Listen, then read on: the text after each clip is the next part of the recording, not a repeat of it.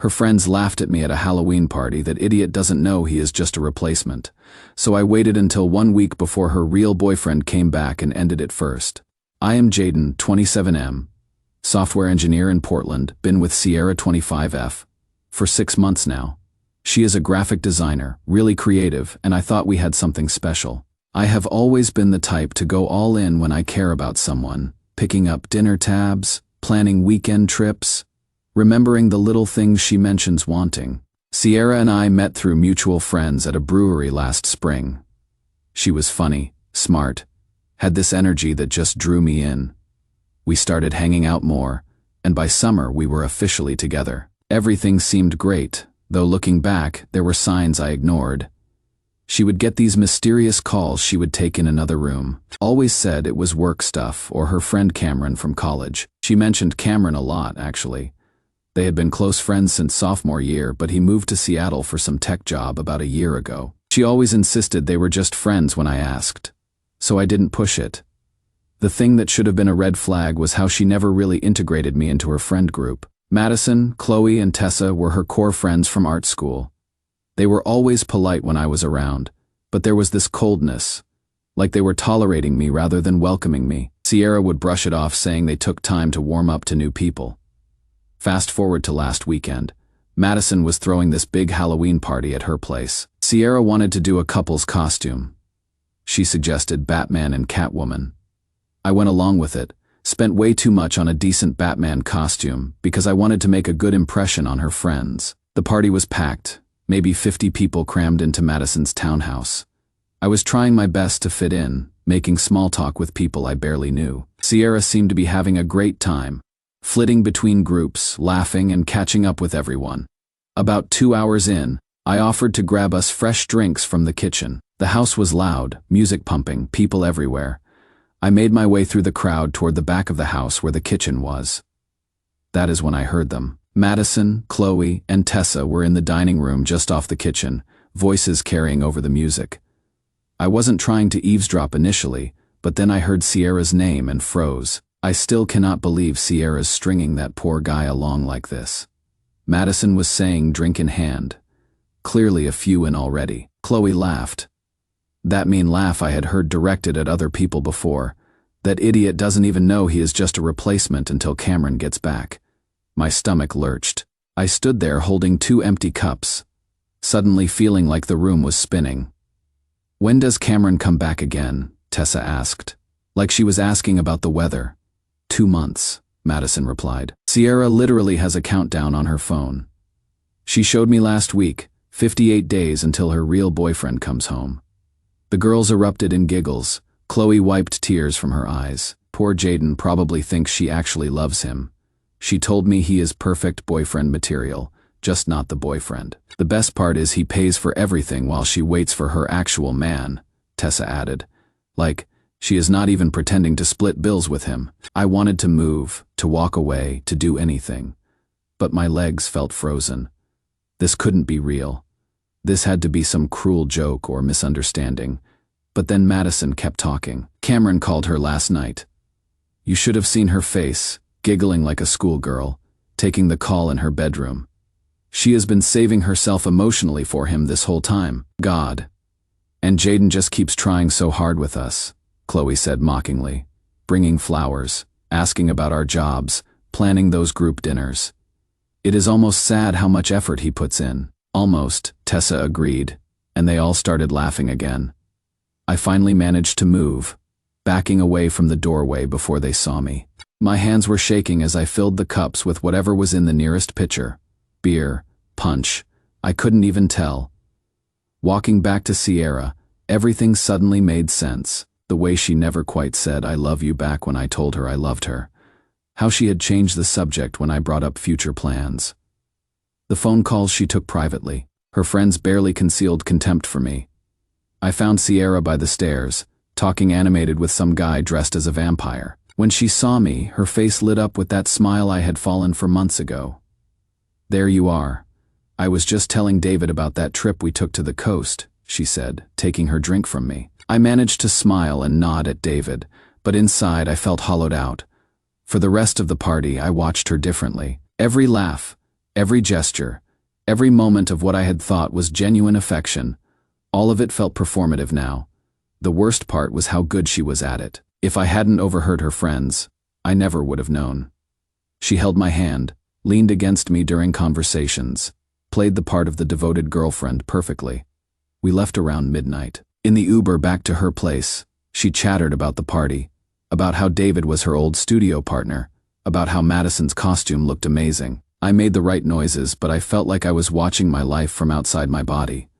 She invited me to stay over like usual, and I almost said no, but I needed time to process this, to figure out what I was going to do. So I said yes, and spent the longest night of my relationship lying next to someone who was counting down the days until she could discard me. That was 4 days ago. I haven't said anything yet. Haven't let on that I know. I have been going through the motions. Good morning texts, lunch plans, normal couple stuff.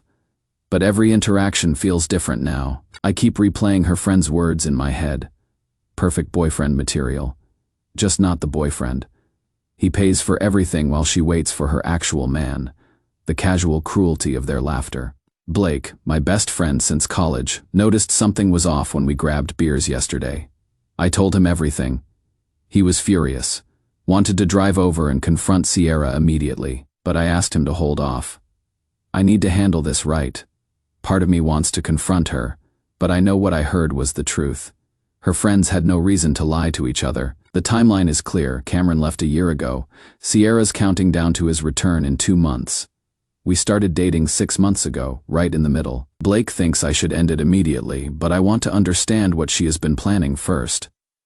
I genuinely cared about her. Finding out I was just a placeholder has messed with my head more than expected. The hardest part is pretending everything's normal. She texted about checking out a new restaurant this weekend. I used to get excited about stuff like that. Now I just stared at it for 10 minutes before responding, maybe. Has anyone else been through something like this? When someone you trusted turned out to be playing a completely different game. I will not be sticking around to be discarded when Cameron comes back. But first, I need to figure out exactly how I want to handle this. Update 1, sorry for the delay guys, had to work late all week dealing with a system crash at the office and barely had time to think, let alone post. I have been living in this weird alternate reality for the past week since finding out the truth. Like being in some psychological thriller where you know the person next to you is planning something, but you have to act normal. I took your advice about paying attention to her behavior, and holy shit. You guys were right. Once you know what to look for, it is impossible to unsee. Monday night, Sierra suggested cooking dinner at her place. While I prepped vegetables, her phone rang. Her whole demeanor changed, this little smile straightening up. She claimed it was work and disappeared into her bedroom for 25 minutes, coming back practically glowing. I asked about work. She said client stuff for the Morrison project, but I could see the lie in how she looked away. There is no Morrison project. Sierra freelances for small businesses, and I have never seen her take work calls at 8 p.m. Tuesday at lunch. I watched her check her phone obsessively. Every buzz brought expectant looks, then excitement or disappointment. When I commented, she claimed group chat with the girls, but I saw her typing in a regular thread. The contact name started with C before she tilted away. Thursday night was the kicker. We were watching Netflix when she got a call and stepped onto my balcony. Through the sliding door, I watched her pace, run her hand through her hair, laugh silently. For 40 minutes, more animated than I had ever seen her with me. When she came back, I asked who it was. She said Madison was having roommate drama. I know Madison. I have heard Sierra talk to Madison. That wasn't roommate drama. That was someone who made her nervous in the best way. Someone she wanted to impress. Friday night at dinner with Blake and Emma, Sierra was distracted all day. When her phone buzzed at the restaurant, her face went white. She excused herself and paced outside for 15 minutes, starting frantic, then ending with a huge smile she tried to hide. She came back with some story about her mom's car trouble in Phoenix, but it was 11 p.m. there, and the smile didn't match the story at all. Saturday morning, everything clicked. Over coffee, Sierra casually mentioned Cameron might visit Portland soon for his company's office scouting. When I asked when, she wasn't meeting my eyes. She said it would be nice to see him after about a year, right when we started dating. I said that sounded cool, trying to sound supportive. She looked at me sharply, prepared for jealousy or questions. My casual acceptance seemed to unsettle her more than suspicion would have. That is when I knew I had to take control instead of waiting for the inevitable end. Blake pushed for immediate confrontation when we talked Sunday, but I wanted to understand the full scope of her plan. Would she actually dump me when Cameron returned? Did she have an exit strategy? Sunday brunch with her friends was surreal. They were perfectly pleasant, but I could see it now. The exchanged glances, the slight smirks, how they steered away from future topics. When Madison asked about a gallery opening next month, Tessa started to say something, caught herself, and Sierra shot her a warning look. After brunch, Sierra seemed anxious, worried her friends were acting weird and might blow her cover. The irony was perfect. That night, as I was falling asleep, Sierra scrolled through old photos on her phone. I could see her face in the screen's glow, nostalgic, wistful, longing, the expression of someone looking at a life they wanted to get back to. For the first time since Halloween, I felt genuinely sad instead of angry. Despite everything, part of me had hoped I was wrong. But looking at her face, I knew whatever we had was never real for her. I was just a placeholder until her real life could resume. Update 2: Wi-Fi was down all weekend at my apartment complex, some construction issue. Finally got back online tonight, so I did it. I called Cameron's company Tuesday, pretending to be a client interested in meeting about a Portland project. After 3 transfers and creative lying, I reached his assistant, who told me he would be in Portland the 15th of November through 18th for site evaluation meetings. 2 weeks away. Exactly. Sierra's countdown was accurate. That night I started planning. Blake thought I was overthinking it, but something about her friends laughing and calling me an idiot made me want to do this perfectly. I spent the rest of the week acting completely normal, maybe even better than normal. Honestly, I brought Sierra flowers on Wednesday for no reason, planned a nice dinner on Friday, was the devoted boyfriend she expected me to be. Thursday night, she got another one of her work calls that lasted over an hour. When she came back to the couch, she was practically vibrating with excitement. "Good news from the client?" I asked. "Yeah, the Morrison project got approved," she said, then caught herself. I mean, a different Morrison project. Not the one I mentioned before. She was getting sloppy with her lies, probably because she was distracted by whatever Cameron had told her about his trip. Friday's dinner went perfectly. I took her to Canard, this French place she had been wanting to try for months. Expensive as hell, but I figured it would be my last time paying for everything. So why not go out with style? She was more affectionate than she had been in weeks. Holding my hand across the table, laughing at all my jokes, really present in a way she hadn't been since Halloween. I realized this was probably guilt behavior. She knew she was about to hurt me, so she was overcompensating. "This is really nice," she said over dessert. "We should do this more often." "Definitely," I agreed, knowing we never would. Saturday night was the hardest part. She stayed over at my place, and we had what I knew would be our last normal evening together. We cooked dinner, watched a movie, talked about random stuff. For a few hours I almost forgot what I had learned about her. But then her phone buzzed around 10 p.m., and I watched her face light up as she read whatever message had come through. "Madison wants to know if we want to join them for drinks downtown," she said. I knew that wasn't what the message said. "I am pretty beat. Maybe another time?" "Sure, no problem." She texted back quickly, then set the phone aside and curled up next to me again, but I could feel her restlessness. Whatever that message actually said, it had energized her. And now she was stuck on my couch pretending to watch Netflix instead of responding properly. Sunday morning, I made us breakfast and told her I had something planned for us this week. "Wednesday night," I said, "dress nice. I want to take you somewhere special."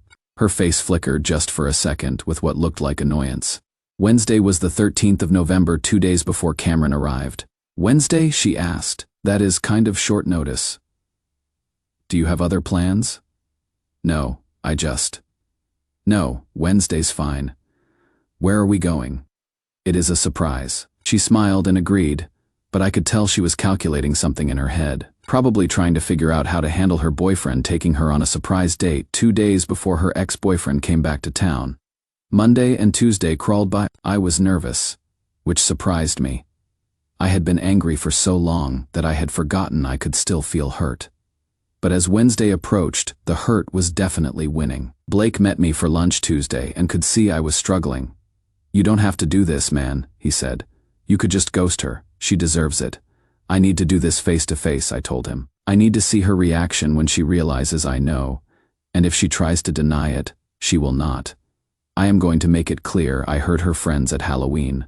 Wednesday evening, I picked Sierra up at 7. She had dressed up like I asked, black dress, heels, the works. She looked beautiful, and for a moment, I felt that old flutter of attraction before remembering why we were really there. I had made reservations at Le Pigeon, probably the most expensive restaurant in Portland, the kind of place you go for anniversaries or special occasions. Sierra seemed excited but also confused. "What is the occasion?" she asked as we were seated. "I will tell you over dinner." We ordered wine, appetizers, the full experience. I let conversation flow naturally, asked about her work, told stories about my week. She was relaxed, happy, probably thinking this was just her sweet boyfriend being romantic. It wasn't until our main courses arrived that I shifted gears. "Sierra, I have been thinking about us lately," I said. Immediately, her posture changed. She set down her fork and gave me her full attention, but there was wariness in her eyes now. "Oh, what about us? About what we both want? Long term?" She was quiet for a long moment, clearly trying to figure out where this was heading. "What do you think we want?" she asked carefully. "Well, that is what I have been thinking about. I think you deserve to be with someone you are truly in love with. Someone who makes you light up when they call. Someone you cannot wait to see." Her face went very still. "Jaden, what are you saying?" "And I deserve someone who doesn't see me as a placeholder. Someone who doesn't have a countdown timer on their phone waiting for their real relationship to begin." The color drained from her face. For a few seconds, she just stared at me. "I don't know what you are talking about," she said finally, but her voice was shaky. "The 27th of October, Halloween party at Madison's. You were in the dining room with your friends talking about how I was just keeping your bed warm until Cameron came back." Recognition hit her like a physical blow. She actually flinched. "Jaden, I can explain. They called me an idiot who didn't know I was just a replacement. They laughed about how I paid for everything while you waited for your real man to come home." She was crying now, quiet tears that she was trying to hide from the other diners. "Please let me explain," she whispered. "It is not what you think. Cameron gets back to Portland on Friday, doesn't he? For his company's site evaluation."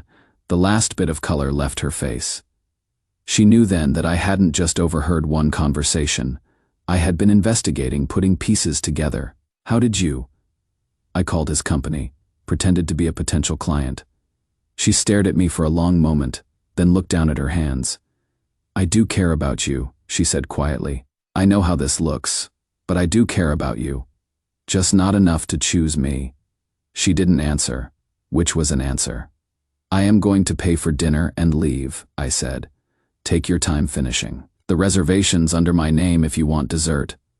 I stood up and put $300 on the table, way more than enough to cover everything and a generous tip. "Jaden, please don't do this," she said, reaching for my hand. "Give Cameron my regards," I said, gently pulling away. "I hope it works out the way you planned." I walked out of the restaurant and drove home, expecting to feel triumphant or vindicated. Instead, I just felt empty. My phone started ringing about an hour later. Sierra, then Madison, then Sierra again. I didn't answer any of the calls. The text started around midnight. Sierra begging me to call her back, insisting she could explain everything. She kept saying I didn't understand the whole situation with Cameron, that she never meant to hurt me. Madison jumped in too, telling me Sierra was really upset and that this wasn't what I thought it was. I turned off my phone and went to bed. Thursday, the calls and texts continued, but I ignored all of them. Blake came over after work and found me just sitting on my couch staring at nothing. "How do you feel?" he asked. "Like I just broke up with someone I never actually dated," I said. That night, I made myself go out with Blake and some other friends. We went to a sports bar, watched the game, acted like normal guys having a normal night out, but I kept checking my phone, wondering if Sierra was with Cameron yet. If she was telling him about the crazy boyfriend who had figured out her plan. Friday morning, the day Cameron was supposed to arrive, I finally turned my phone back on. 17 missed calls and 43 text messages. But the most recent texts were different. Sierra telling me Cameron didn't want to get back together, that he was seeing someone in Seattle. She said she had made a huge mistake and begged me to give her a chance to explain. She kept insisting she knew she didn't deserve it, but asking me to please talk to her. I almost laughed. Her backup plan had fallen through, and now she was trying to come back to the backup's backup. I didn't respond. Saturday evening, Madison showed up at my apartment building. The doorman called up, and against my better judgment, I told him to let her up. She knocked on my door looking like she would rather be anywhere else. "She is a mess," Madison said without preamble when I opened the door. "Okay, she really did care about you. She has been in love with Cameron since college, and when he left, she was devastated. You were supposed to be a rebound that turned into something more complicated, but never more important." Madison looked uncomfortable. "No, probably not. Then we don't have anything to talk about. She wants to try again. She says she realizes now what she lost. She didn't lose anything," I said. "She never had it to begin with." I closed the door and went back to my couch. Sunday, Blake dragged me out hiking. We didn't talk much about Sierra, but as we were driving back, he asked the question I had been avoiding. "Do you miss her?" "I miss who I thought she was," I said. "That is not the same thing." "No, it is not." That night, I finally blocked Sierra's number and deleted her from social media. I was done being her backup plan. But here is the thing that has been eating at me all week. I keep wondering if I was too harsh. If there was something real between us that got tangled up in her feelings for Cameron. If maybe she really could have chosen me, given more time. Then I remember her friends laughing, calling me an idiot, and I know I made the right choice. Still working on forgiving myself for taking so long to see it. Final update: car trouble stranded me at my parents' place all weekend. Finally got back to Portland Monday night. It has been 3 weeks since the restaurant, and I wanted to give you guys an update because this got more complicated than I expected. Sierra tried everything afterward, showing up at my office, sending flowers, having friends call me. I ignored all of it. The breakthrough came when Blake ran into Tessa at a coffee shop. Tessa, feeling guilty, told him the full story. Sierra and Cameron dated all through college, planned to move in together after graduation. He got a job offer in Seattle, asked her to come. She said no because her family was in Portland. They tried long distance for 2 months before he broke it off. Sierra was devastated for months. That is when she started dating other people, trying to fill the void. Enter me, 6 months ago. "But here is what really gets me," Tessa said. "Sierra never planned to use me as a placeholder. It evolved that way. Around month 3, Sierra started talking to Cameron again as friends. When he mentioned possibly transferring back to Portland, she got caught up in fantasies of reconciling. The countdown timer wasn't malicious planning. It was wishful thinking. Her friends' cruel comments at Halloween were frustration with Sierra for stringing me along when they knew she wasn't emotionally available. Doesn't make their laughter hurt less, but at least I understand. It wasn't casual cruelty. Cameron's Portland visit went exactly as expected. He told Sierra he had moved on, been dating someone in Seattle for 8 months. Sierra called me that night, crying, asking to meet. I said no. She tried for a week with voicemails about realizing I was what she really wanted. Classic don't know what you have got till it is gone stuff. Blake thought I should give her another chance. People make mistakes, he said. But Emma, Blake's girlfriend, shut that down. If someone treats you like an option while waiting for their first choice, believe them when they show you how they value you. Emma was right. 2 weeks ago, I started dating Riley, a teacher I met at my cousin's kid's birthday party. The difference is night and day. Riley texts back immediately, makes future plans, including me, introduced me to her friends without hesitation. It is what being someone's first choice feels like. Last Friday, Sierra showed up at the brewery where Riley and I were on our 3rd date. She sat at the bar, clearly waiting for me to notice. Riley saw her too. Ex-girlfriend? Riley asked calmly. She is pretty, looks miserable though. Riley wasn't jealous, just observant. After 20 minutes, Sierra left. That must have been hard for her, seeing you happy with someone else. Riley said later. Probably good. She should see what she gave up. That is when I knew Riley was a keeper.